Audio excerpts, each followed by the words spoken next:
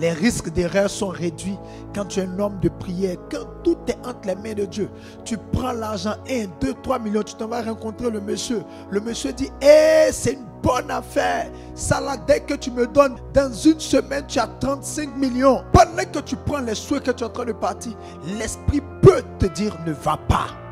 Ou bien parce que tu es un homme de prière, parce que tu as pour Dieu, tu as Dieu comme référence. Dieu peut créer un incident qui te dévoile que l'affaire derrière, ce n'est pas une bonne chose.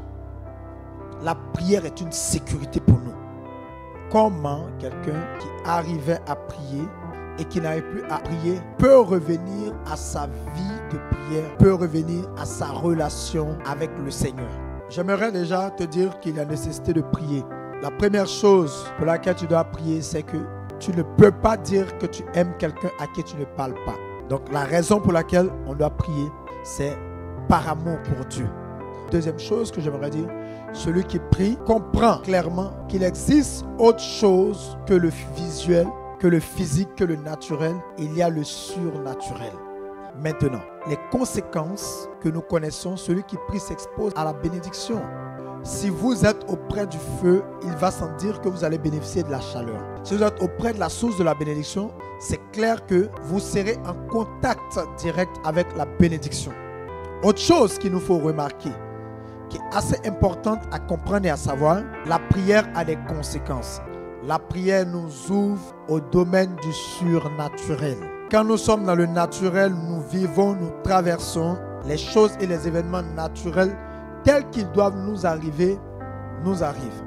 Quand vous ne priez pas, tout ce qui doit arriver naturellement vous arrive. Quand vous ne priez pas, tout ce qui doit arriver spirituellement, négativement, vous êtes exposé à ça. Vous devez être des hommes de prière. La règle générale ne s'appliquera pas à vous. Parce que vous n'avez pas que le naturel. En impliquant Dieu, vous impliquez l'impact du divin dans votre fonctionnement. Vous impliquez l'impact du divin dans votre relation. Vous impliquez l'impact du divin dans tout ce que vous faites. Et vous pouvez créer l'exception. C'est la prière. Si vous êtes un homme de prière, vous allez voir l'esprit de révélation être développé en vous. Quand vous êtes un homme de prière, quand vous êtes une femme de prière, vous allez voir que votre sensibilité spirituelle, même pour des détails, existe. Vous savez, un homme, vous pouvez être accroché à beaucoup d'hommes de Dieu. Mais ouvrir le boulevard du surnaturel, personne ne le fera à ta place. Les risques d'erreur sont réduits quand tu es un homme de prière. Quand tout est entre les mains de Dieu, tu prends l'argent, 1, 2, 3 millions, tu t'en vas rencontrer le monsieur. Le monsieur dit, c'est une bonne affaire. Ça là, dès que tu me donnes, dans une semaine, tu as 35 millions. Pendant que tu prends les souhaits que tu es en train de partir, l'esprit peut te dire, ne va pas.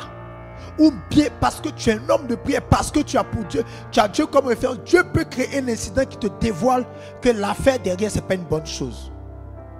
La prière est une sécurité pour nous. Parce que nous ne connaissons pas demain. Mais grâce à la prière, nous pouvons anticiper sur le mauvais. Nous pouvons anticiper sur les méchancetés du diable. Nous pouvons anticiper sur ce qui se cache derrière un plan satanico-diabolique. Ta vie de prière peut déboulonner le poids qui est sur votre famille. Ta vie de prière peut faire sauter le veto qui est sur votre famille.